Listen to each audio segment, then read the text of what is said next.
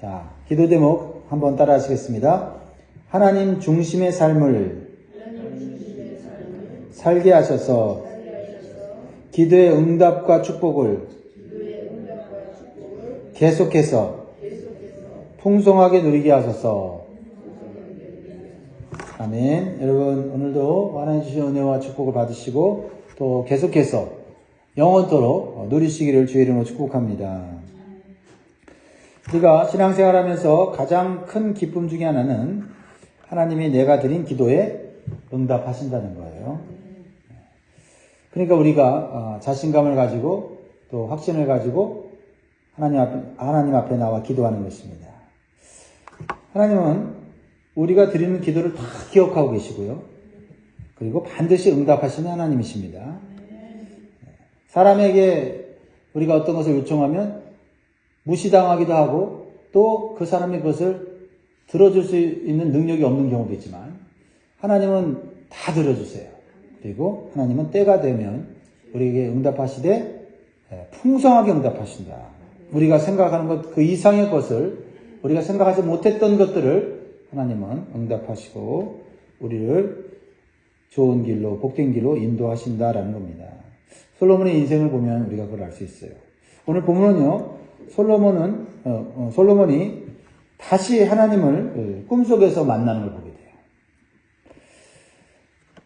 솔로몬이 이전에 드렸던 기도에 하나님이 응답하시는 내용이 나와 있는 거죠. 2절을 봅니다. 여호와께서 전에 기드온에서 나타나심 같이 다시 솔로몬에게 나타나사. 자, 전에 기드온에서 나타났다 했을 때 어떻게 나타나셨어요? 꿈에 나타나셨잖아요. 그런데 여러분 이전에 기브온에서 무슨 일이 있었죠? 솔로몬이 처음 왕 됐을 때 기브온 산당에서 1000번째 제사를 드렸어요. 그때 하나님께서 솔로몬에게 꿈에 나타나셨죠. 그리고 하나님이 뭐라고 말씀하셨어요? 내가 너에게 무엇을 줄고 너는 구하라. 얼마나 참 하나님의 그 기도 응답이 기가 막힙니까? 무엇을 구하든지 다 주겠다는 이 하나님의 귀한 축복의 응답. 참 우리에게도 있기를 주의 이름으로 축복합니다. 그때 솔로몬은요, 뭐 이것저것 필요한 거 다 구할 수 있지만 하나님 마음에 맞는 기도와 간구를 했습니다. 그러자 하나님께서 그 기도에 즉각적으로 응답하시면서 하나님께서 더 큰 축복을 주시죠. 열왕기상 3장 9절을 보면 누가 주의 이 많은 백성을 재판할 수 있사오리이까 듣는 마음을 종에게 주사 주의 백성을 재판하여 선악을 분별하게 하옵소서. 솔로몬이요 오직 한 가지 왕으로서의 사명을 감당하기 위한 지혜를 구하죠. 지혜. 백성들을 재판할 수 있는 지혜와 선악을 분별할 수 있는 능력을 달라고 그렇게 간구한 거예요. 하나님이 너무나도 감동하셨어요. 다른 사람들은 부와 명예를 구할 텐데 하나님 사명 잘 감당하기 위한 지혜를 주세요. 선악을 분별할 수 있게 해주세요. 그렇게 하니까 이 기도가 하나님의 마음에 맞았어요. 그래서 구하지도 아니한 부와 명예도 주셨다라는 거죠. 그러니까 하나님은 항상 더 주시려고 하는 분이세요. 그러니까 우리가 내가 구하지 않아서 못 받았다 그러진 않아요. 우리가 하나님 마음에 맞는 기도를 하면 구하지 않아도 하나님이 더 주시는 분이다. 풍성하게 주시는 분이시다. 그러니까 우리는 올바른 기도를 하려고 애를 써야 되는 거예요. 그렇죠? 그러자 솔로몬은 또 하나님이 풍성하게 이렇게 축복을 주시니까 또 소원이 생기는 거예요. 그 소원은 아버지 다윗에게 주셨던 소원인데, 내가 이렇게 하나님의 은혜를 받았는데, 축복을 받았는데, 내가 하나님이 주신 그 소원을 내가 이루어드려야 되겠다. 그게 뭐예요? 하나님의 성전을 건축하고 하나님께 봉헌해드리는 일이었습니다. 그런데 솔로몬이 정성을 다해 성전을 건축하고 성전을 봉헌해드리는 예배를 드릴 때 어떤 일이 일어났어요? 또 하나님이 나타나셨어요. 어떤 방식으로 나타났냐면 하나님의 영광이 임재가 구름으로 나타났는데 성전 안에 구름이 가득하게 됐다. 참 얼마나 참 솔로몬은 참 기뻤을까요? 기도하면 하나님이 꿈에 나타나서 말씀하시지. 하나님께 성전 건축하여서 정성껏 예배를 드리면 하나님이 구름으로 이렇게 영광으로 임재하시니 얼마나 기분이 좋겠어요. 기쁨이 넘치겠어요. 그렇죠? 솔로몬은 하나님이 자신을 사랑하고 자신을 이렇게 축복한다는 걸 깨닫고 하나님 앞에 또 기도해요. 어떤 기도를 하냐면 솔로몬이 하는 기도에 여러 가지가 이제 나와요. 이미 우리가 배웠지만 핵심이 있어요. 성전을 향하여 기도하면이라는 이 문구예요. 한번 따라합니다. 성전을 향하여 기도하면. 성전을 향하여 기도하면. 네. 솔로몬의 기도 속에, 하나님께 간구하는 기도 속에 하나님 성전을 향해 기도하면 하나님 내 기도 응답해 주세요. 이 성전을 향한다는 게 전제가 돼요.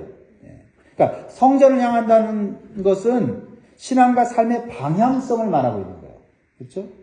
기도의 대상이 명확하죠. 삶의 대상이 명확하죠. 누굽니까? 하나님.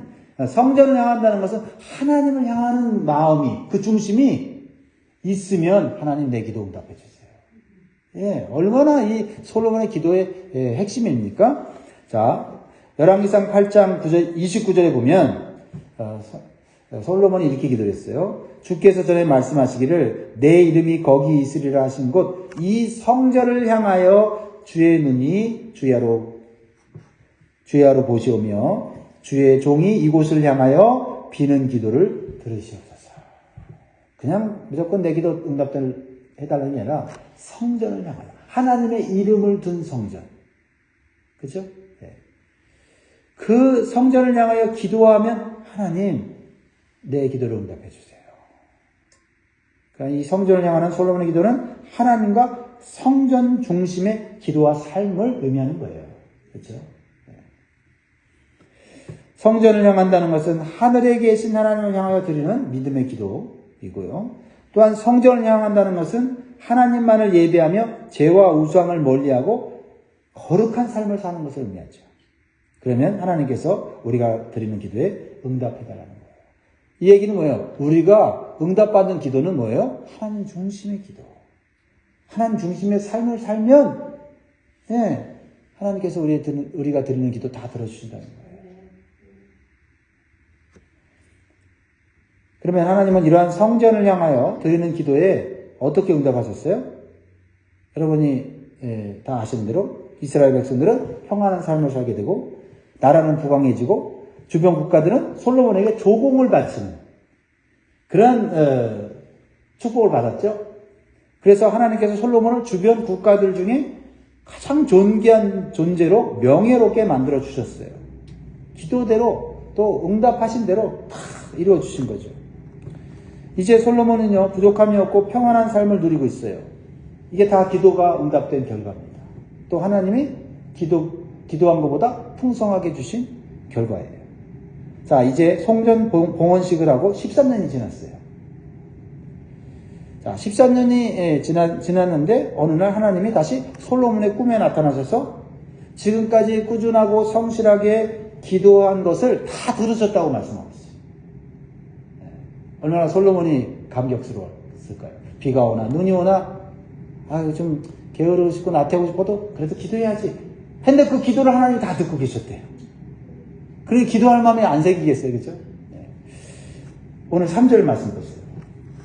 하나님께서 그에게 이르시되 네 기도와 네가 내 앞에서 간구한 바를 내가 들었습니다. 한 번 들었다는 거예요? 아니죠. 성전 봉헌식을 한 이후 13년 동안 솔로몬이 한 기도를 다 들었다는 거예요.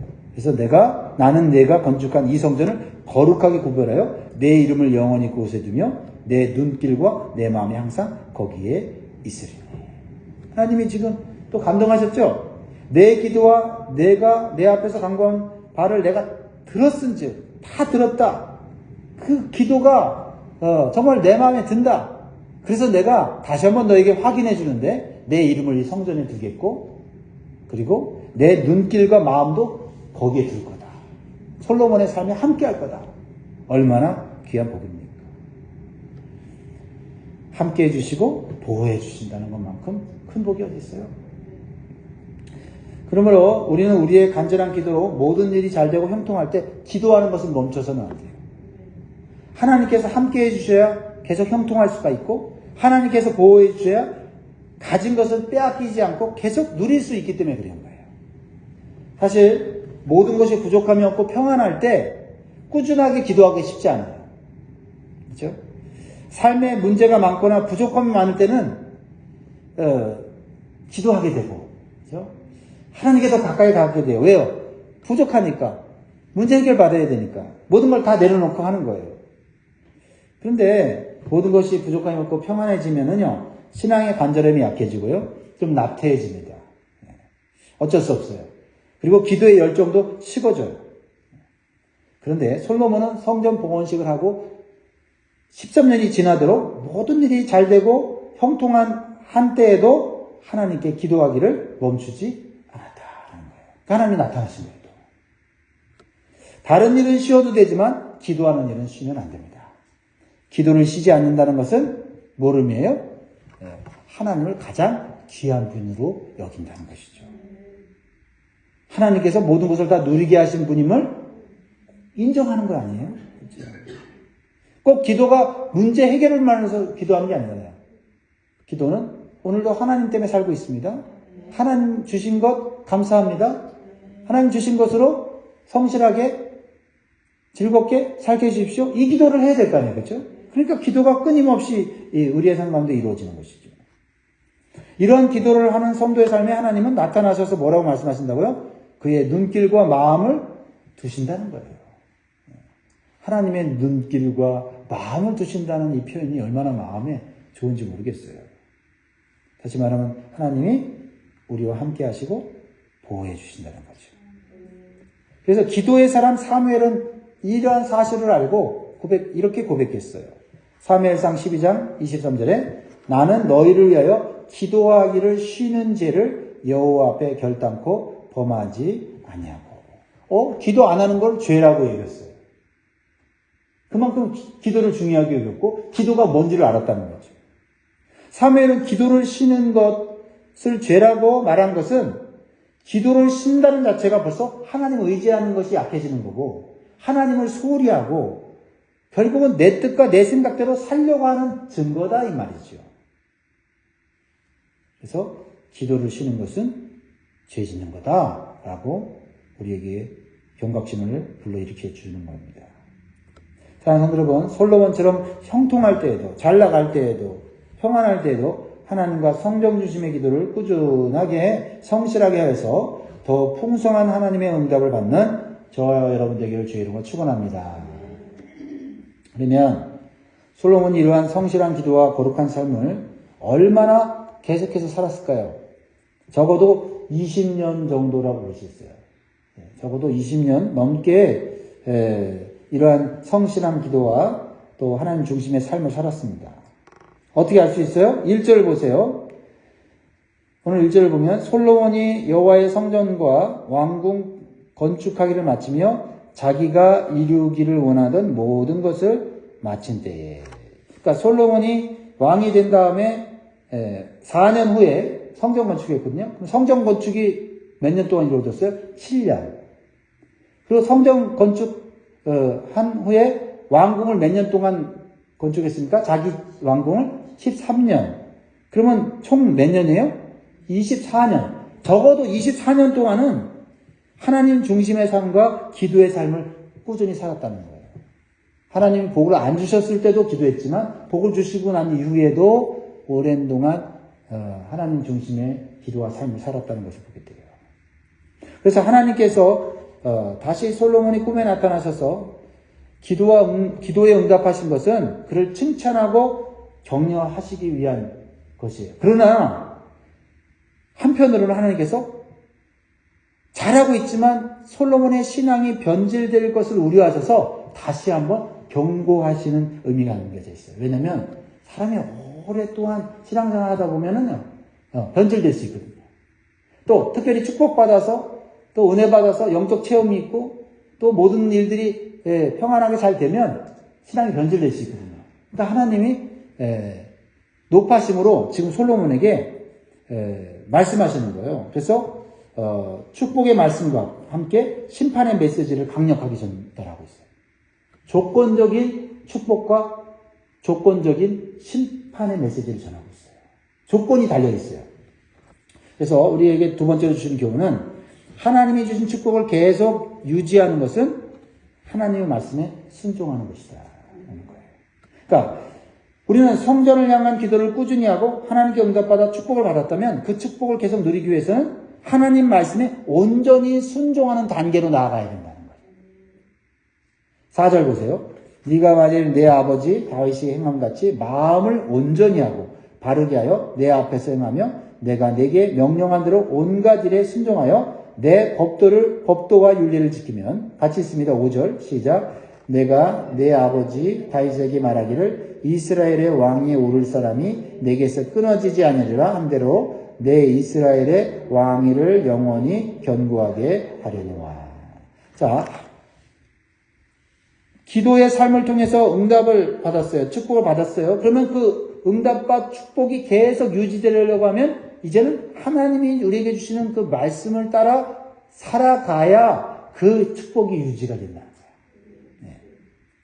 그 축복은 어디까지 가냐면 네 자손들에게까지 갈 거고 영원히 그 축복이 이어질 거라는 거예요. 그러니까 출애굽기 20.6절에도 이렇게 말씀하셨어요. 나를 사랑하고 내 계명을 지키는 자는 천대까지 은혜를 베푸느니라. 그러니까 하나님의 은혜는 그냥 30년, 50년, 100년 이게 아니라 천대까지 영원히 주실 수 있는 능력이 있고 주시고자 하는 마음이 있다는 거예요. 조건이 있다는 거예요. 기도 열심히 하는 것, 열심히 간구하는 거 좋다는 거예요. 그러면 그 다음 어떤 삶을 살라고요? 하나님 중심의 삶을 살아야 되는데 그것이 하나님의 말씀을 따라 사는 삶을 살 때 그러한 축복을 잃어버리지도 않뿐 아니라 영원토록 누리게 된다는 거죠. 그러니까 기도와 말씀은 함께 가야 돼요. 기도만으로는 신앙이 견고해지지 않아요. 하나님 말씀을 배우고 순종할 때 그 신앙이 견고해지고 지속적인 하나님의 은혜와 축복을 받아 누리게 된다는 거예요. 그런데 안타깝게도 많은 성도들이 기도의 신앙에서 말씀 순종의 신앙으로 나아가지 못하고 꼬꾸라진다는 거예요. 그러니까 기도해서 응답받는 재미는 알아요. 기도해서 하나님 축복받는 그 경험은 있는데 그 다음 그 축복을 유지하고 그 축복을 누리고 그 축복을 자녀들에게 전수하고 영원토록 누리는 법은 성도들이 모른다는 거죠. 모른다기보다는 어떻게 보면 하나님 말씀에 순종하는 것에는 관심이 부족한 거예요. 그러니까 응답받고 축복받고 내 마음대로 살고 싶은 거죠. 그렇죠? 좀 편하게 살고 싶은 거예요. 그러면 다 잃어버리는 거예요. 얼마나 많은 사람들이 복을 받았는지 몰라요. 근데 얼마나 많은 사람들이 그 복을 잃어버리는지 몰라요. 신앙까지도 잊어버리죠. 하나님까지 잃어버리고요. 그래서 하나님은 솔로몬에게 축복의 말씀을 하시고 축복해 주시고 막 부어주시고 난 다음에 좀 걱정이 되시는 거예요. 그래서 경고의 말씀을 솔로몬에게 하시는 거예요. 6절, 7절을 보면 만일 너희나 너희의 자손이 아주 돌아서서 나를 따르지 아니하며 내가 너희 앞에 둔 나의 계명과 법도를 지키지 아니하고 가서 다른 신을 섬겨 그것을 경배하면 내가 이스라엘을 내가 그들에게 준 땅에서 끊어버릴 것이요 내 이름을 위하여 내가 거룩하게 구별한 이 성전이라도 내 앞에서 던져버리리니 이스라엘은 모든 민족 가운데서 속담거리와 이야기거리가 될 것이며. 뭐요?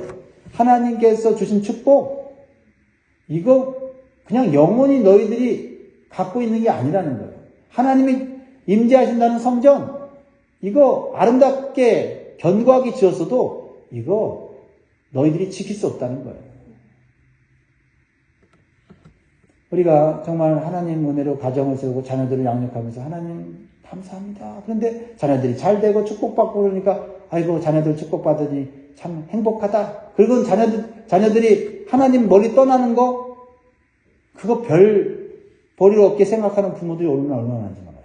자녀가 잘 되게 하기까지는 기도가 하고 헌신하다가 자녀가 잘 되고 나서 자기 밥벌이하고 또 세상에서 또 높은 자리에 올라가고 그러면은 이제 됐다. 내 소원은 이제 끝났다.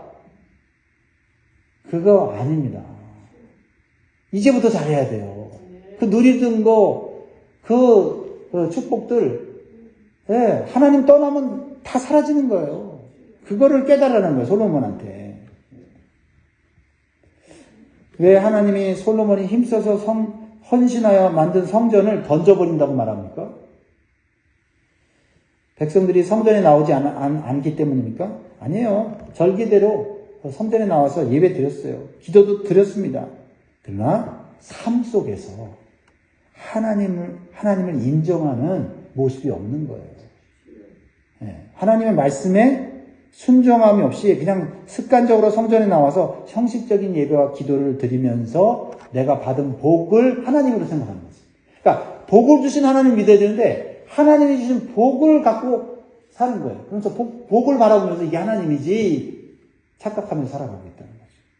그러니까 어떻게 돼요? 세상을 따라가고 물질을 따라가고 쾌락을 따라가는 거예요. 그러면서 이거 하나님 주신 거지 착각하면서 살아가게 되더라고요.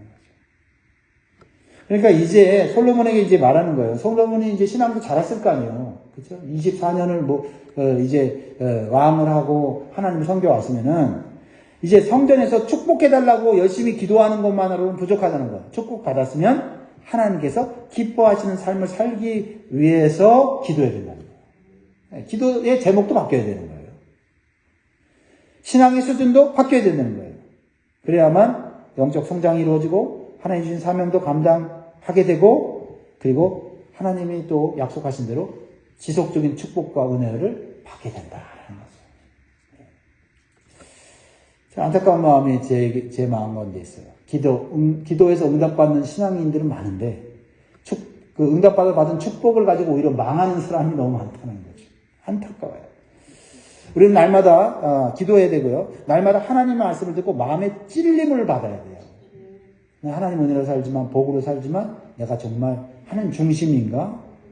내가 성전을 향하여 기도하고 살고 있는가?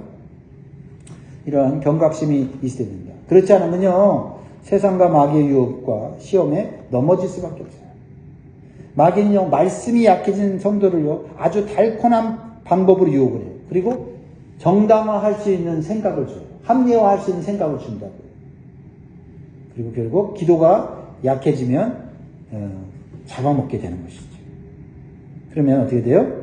하나님보다는 세상의 우상과 쾌락을 즐기는 삶으로 나아가야 되는 거예요. 이중적인 삶을 사는 거예요.